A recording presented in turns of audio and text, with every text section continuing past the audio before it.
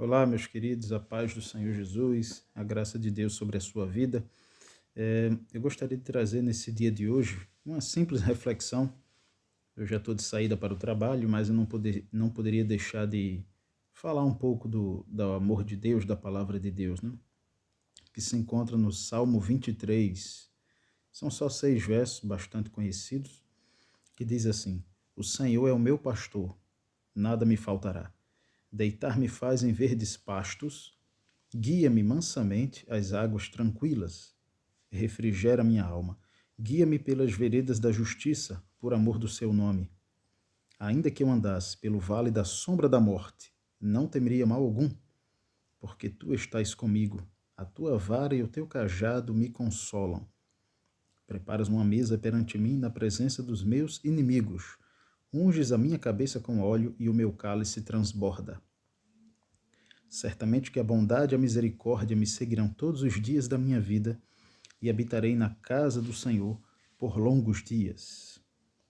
Hoje é o dia 24 de julho de 2023. Agradeço a Deus por este dia, pela minha vida, pela minha saúde, pela minha esposa, pela minha família, pela minha mãe que está em Natal, lá no Brasil. Eu me encontro aqui em Portugal, mais precisamente na cidade de Fátima. Já estou aqui há 1 ano e meio com a minha esposa e Deus tem feito grandes coisas na minha vida e eu simplesmente louvo a Ele porque Ele é bendito eternamente, o Deus de Israel, o Deus da igreja. E hoje, nesta data de hoje, queridos, eu quero dizer que estou completando mais um ano de vida. Quero agradecer a Deus por tudo que Ele tem feito, todas as bênçãos, livramentos, e hoje estou com 37 anos para a glória de Deus. Mas quero trazer esta simples reflexão para vocês, que diz assim, ó, no verso 1, o Senhor é o meu pastor, nada me faltará. Esse salmo é um salmo de Davi.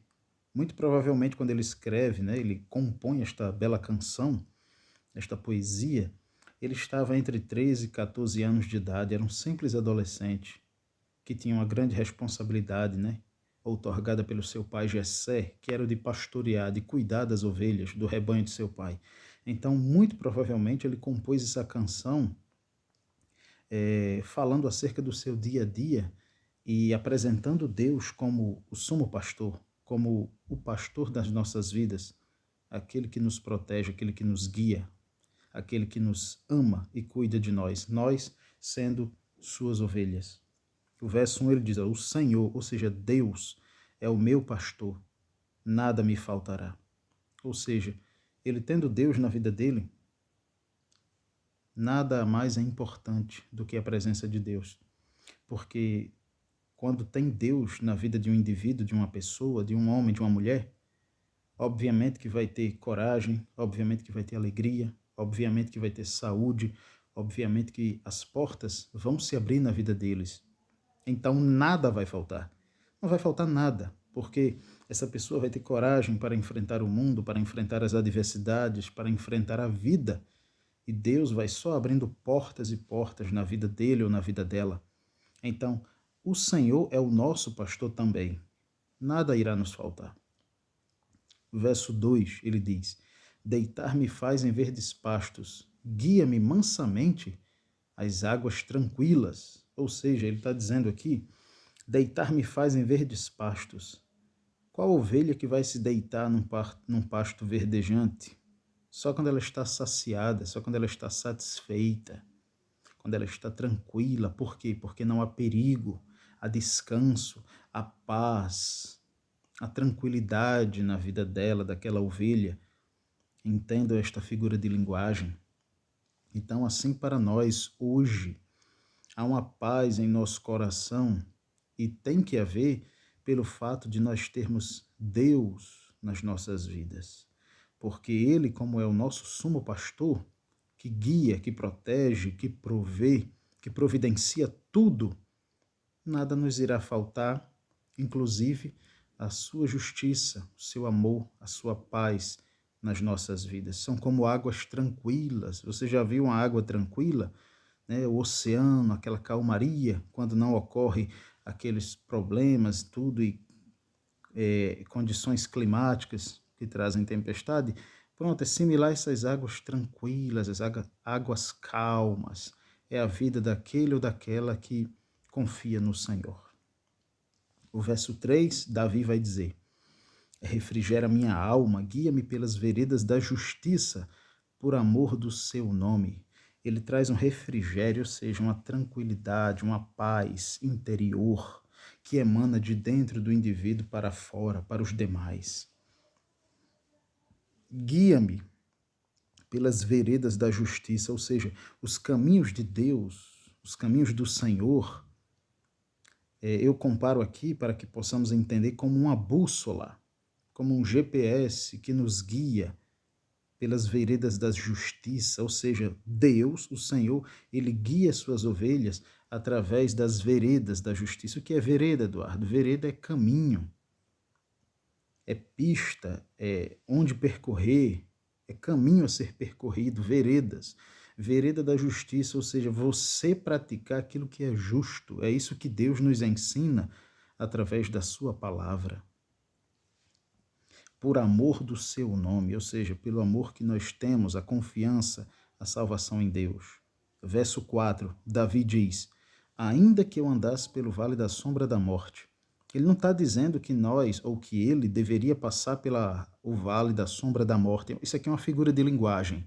Mas ele diz: ainda que eu andasse, ou seja, que seja necessário eu passar pelo vale da sombra da morte ou enfrentar a morte, em muitos momentos na nossa vida, como nós enfrentamos, seja por um acidente, seja por doença, seja por qualquer outra situação que nos leve a encarar a morte, mas ele diz, ainda que eu andasse pelo vale da sombra da morte, eu não temeria mal algum. Veja a convicção de Davi. Ele está dizendo, ele está afirmando que não teme mal algum desta morte. Por quê? Porque ele diz que Deus está comigo. E ele diz, ele usa outra representação que o pastor de ovelhas, na época dele, lógico, usava. Aí ele vai e diz a última parte do verso 4, a tua vara e o teu cajado me confortam, me trazem conforto, me acalmam, me consola. Porque o cajado servia para que o pastor guiasse as ovelhas, guiasse os rebanhos. E a ponta do cajado, ela era meio que tipo uma dobradiça, um C, que servia para puxar a ovelha quando ela ia se afastando um pouco do rebanho, do caminho.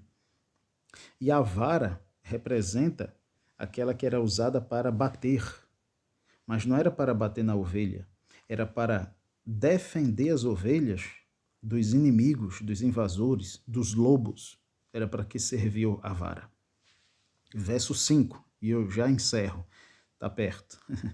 Verso 5, Davi diz, preparas uma mesa perante mim na presença dos meus inimigos, unges a minha cabeça com óleo e o meu cálice transborda. Ele está dizendo, ó, preparas uma mesa. Mesa fala de quê? De reunião, de união, de apresentação, perante mim na presença dos meus inimigos. É muito provável que ele esteja usando essa figura de linguagem quando Deus, através do profeta Samuel, você pode ver isso, a história de Davi lá no livro de 1 Samuel, quando Deus manda ungir Davi como o futuro rei de Israel. Então, provavelmente ele faz alusão a esta escolha de Deus, essa unção que Deus fez sobre a vida dele através do profeta Samuel. E essa representação de inimigos eram os da sua própria casa, que não acreditavam nele. Os seus próprios irmãos mais velhos, que não criam nessa escolha de Deus através do profeta. Mas mesmo assim, Davi não foi brigar com eles. Davi não odiou a sua família, nem aqueles que se levantaram contra ele. Pelo contrário, ele os abençoou, ele os ajudou. Aí ele vai e louva o nome do Senhor, o que é importante. Está passando por luta, está passando por problemas, querido, querida. Qualquer coisa, coloque Deus na frente. Não vá brigar com ele, não vá bater boca, não vá discutir, não. Deus em primeiro lugar, sempre. Aí ele diz, preparas uma mesa. Deus preparou a mesa para honrar o nome de Davi, perante mim na presença dos meus inimigos ou daqueles que se levantam contra mim. Unges a minha cabeça com óleo, fala da unção, da escolha, que antigamente em Israel era muito usado. o óleo derramado sobre a cabeça daquele que era escolhido para ser o profeta, ou legislador, ou rei, ou juiz. Aí ele diz: o meu cálice transborda. Verso 6, para encerrar. Certamente que a bondade, olha só que coisa interessante, bondade e a misericórdia me seguirão todos os dias da minha vida. Não é hoje, nem só amanhã, nem por um mês. É todos os dias da minha vida. Vamos aprender com Davi, fazer o que é bom, bondade, não somente à nossa família, aos nossos amigos, mas aquelas pessoas que nós também não conhecemos, tá bem? E a misericórdia. Misericórdia é você estar no lugar do outro, ter piedade daquele que está sofrendo, daquele que está com fome e levar comida. Estou dando aqui um exemplo atual para que possamos entender. Aquele que está com sede, você levar água. Aquele que está com frio, você o agasalhar. É assim.